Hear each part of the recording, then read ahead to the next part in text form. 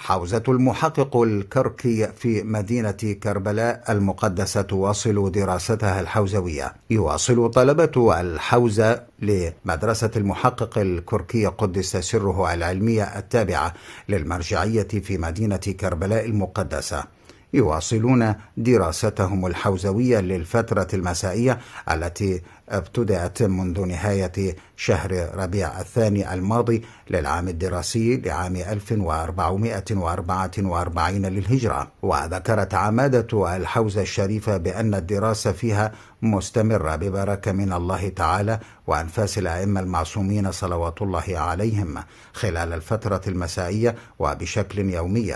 وقد تم افتتاح المرحلة التمهيدية التي يدرس فيها طالب العلم دروسا مبسطة في العقائد والنحو وسيرة أهل البيت صلوات الله عليهم، إضافة إلى درسي العبادات والمعاملات من الرسالة العملية، كما يتم إلقاء الدروس الأسبوعية في مختلف العلوم الدينية كالتدبر في القرآن الكريم والحديث الشريف والأخلاق وغيرها. وتواصل الحوزة المباركة المذكورة فعالياتها الدراسية امتثالا لوصايا توجيهات المرجع الديني سماحة آية الله العظمى السيد صادق الحسيني الشيرازي دام ظله.